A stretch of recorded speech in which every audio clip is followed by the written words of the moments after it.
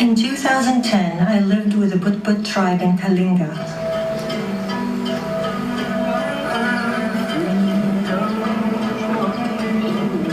With no electricity, they would leave at 3 a.m. to walk 6 hours to buy a supply of kerosene. They did this every 2 days so they could have light in the evenings.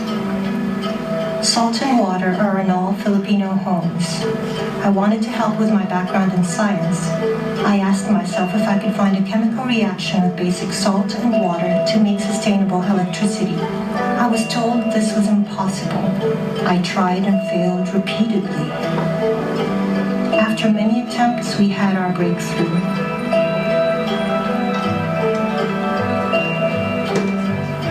One day I got a call from the White House. They wanted me to speak on a panel with President Obama and e-commerce billionaire Jack Ma for the 2015 APEC Summit. Since then, we had lucrative joint venture offers from different countries, but my dream is to have our invention completely designed, manufactured, and distributed from the Philippines. Our innovation is not restricted to lamps. This technology is scalable. My vision is to make seawater power plants that fuel entire islands in the Philippines and beyond.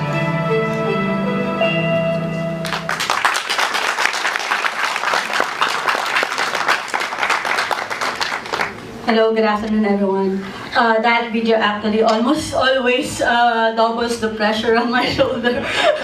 So the most challenging part of speaking at events like this, especially during lunchtime after lunch, is keeping you guys awake. So I hope I can actually manage to keep you guys awake by sharing our journey as a social enterprise, which also happens to be a hardware tech startup. And I was actually tasked by Nivas to share what SALT is all about. So that's what I'm going to discuss to you this afternoon. So the first time that I saw a very interesting innovation was when I volunteered for a mission in Lao Cai province, North Vietnam. So how to get to North Vietnam, to Lao Cai, you have to ride the train via Hanoi. That's 8 hours train. And then another 2 hours by land. And then you had to traverse Mount Fansipan, which is the highest mountain in China, to set up a camp, which is going to be our dwelling for the next 3 weeks. And, okay, next slide please. And these are the villagers that we met. The first time that I saw this very simple innovation and very simple machinery was actually the thing that motivated me to come up with my own. So this piece of machinery here that you can see made out of rudimentary materials is made by the villagers themselves, and it creates rice noodles. And this piece of machinery, very simple innovation, actually brings about 25% productivity because people no longer had to travel just to buy themselves rice noodles. They get 50% savings because they create their own food, and then they yield more crops because there are more people who can work day in and out in the farm. It's a very simple innovation, but the impact that this machinery brings about to the village, to the villagers, is very, very useful for them. So I went home with a renewed motivation of thinking about something that I wanted to create myself, together with my younger brother. And I actually went on having this sort of conceptualization in a certain place up north in the Philippines. And there I saw, once I get out of the room, and there I saw this wooden bicycle being paraded by the local of the place, local of the area, the area themselves. And as you can see here from the upper right corner of the slide, it's actually cleaning, very popular cleaning materials in the Philippines that I think only the Filipinos actually have and are using. So there I realized that the locals themselves are actually even more creative when it comes to grassroots innovations, and innovations that you can use, and you use actually every every day, every single day. And so, upon the journey of trying to come up with something that would be useful for the people that I wanted to target, the target users for the innovation that we're going to come up with, I started jotting down the things that I noticed among these grassroots innovations that I have actually encountered. And these are the things that I noticed. If you're going to create an innovation, a simple innovation, it should revolve around these three things, I believe so. One is the simplicity of the design. That even if someone who hasn't reached high school, hasn't finished elementary, as soon as he saw or she saw your product, already know what to do with it. And they already know what it is. So simplicity of the design is very important. Another thing is the accessibility of the materials. Materials should be accessible for them, for the people to recreate themselves. And lastly, it should cater to basic human needs. It should cater to electricity, water, housing, or anything that actually address basic human needs. And upon realizing that, I went back to my university and started experimenting on some materials that I would be using to start innovating on the lantern, which is our first application. And upon my first year of experiencing applying for grants, getting support from the government and from the university itself, it was quite hard and it was challenging. Just imagine you are an innovator trying to thrive in an island somewhere in the Philippines.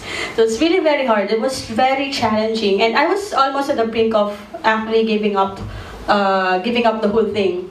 Not until I again volunteered for another immersion trip up in the mountains of Kalinga. This is northern part of the Philippines. And as you can see from the picture, the village is literally on top of the mountain. You can actually touch the clouds when you're there.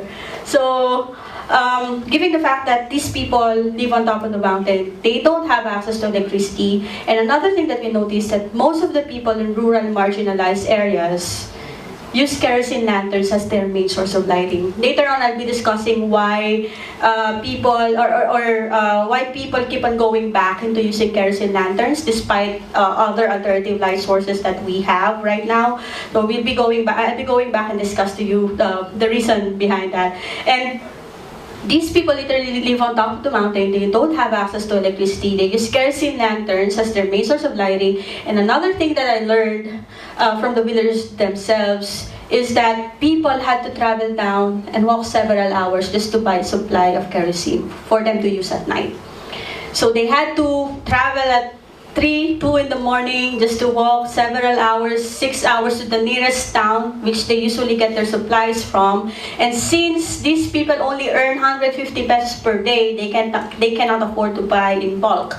So they had to do this every other day. This is the norm for them. It was quite astonishing. It was quite surprising that in this day and age, we still have people like this, suffering the circumstances of just traveling several hours just to get a basic need or a kerosene for their lantern, so that they have light at night.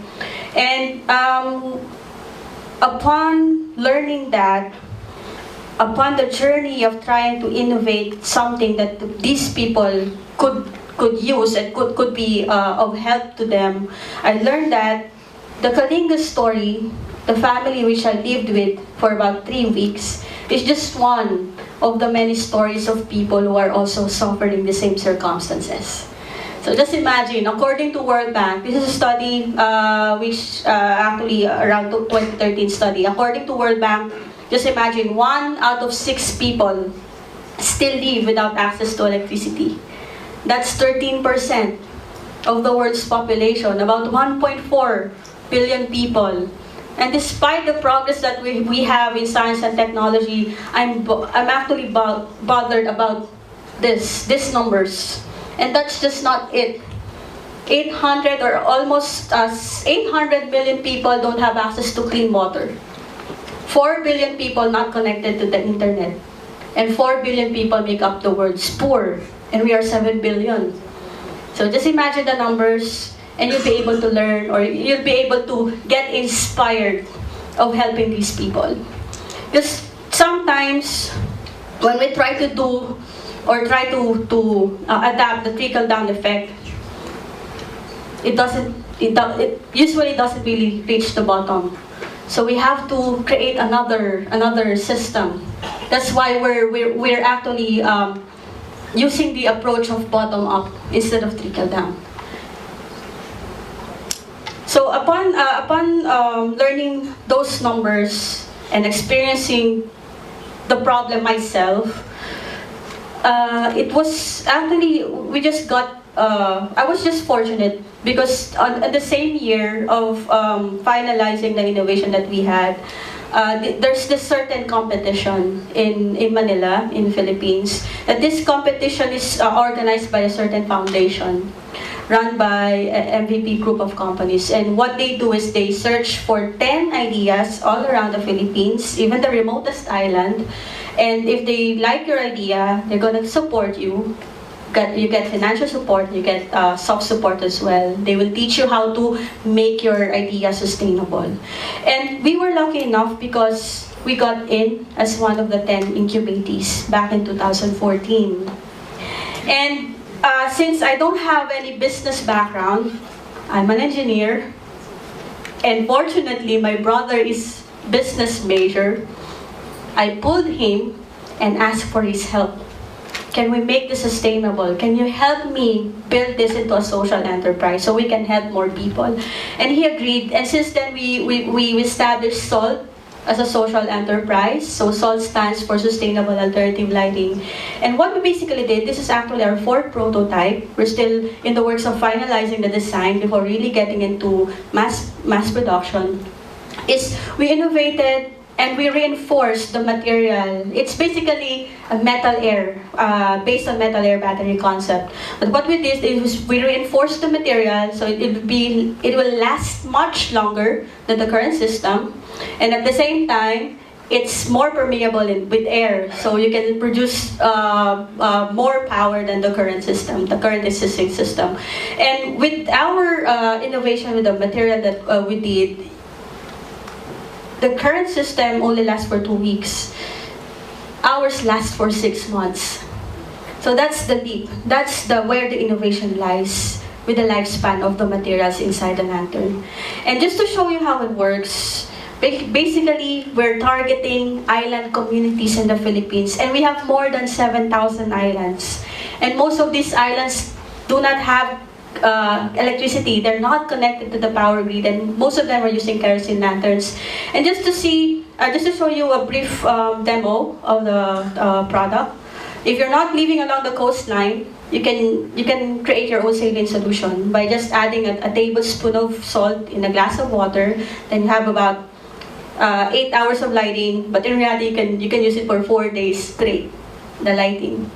And then at the back of the lantern, there's a USB port where you can charge low-power mobile devices like your cell phones and smartphones. The reason why we added a USB as a way for you to charge your smartphones and cell phones is, funny enough, even if these islands are super remote, funny enough, the people still have cell phones.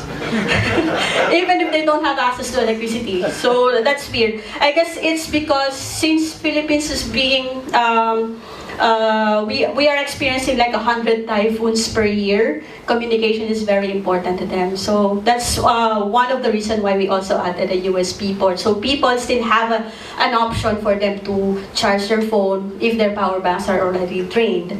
And what are the competitive advantage that we have against kerosene? Because we really wanted to eradicate the use of kerosene, and we all know the dangers of kerosene. Kerosene lanterns as a main source of lighting. One thing, it's very cost effective. Another is safe. Third is environmentally friendly, and then user adaptability. I'll be explaining later about the user adaptability. It's quite interesting actually. So cost effective in a sense that if you're going to sustain kerosene, you have to spend like $1 every 2 days. So annually you have to spend $180. So for salt, you only have to spend $9 the entire year. because you have to spend like 16 cents every month for a pack of salt. If you're living along the coastline, no need for you to buy salt because you can scoop ocean water and you have light.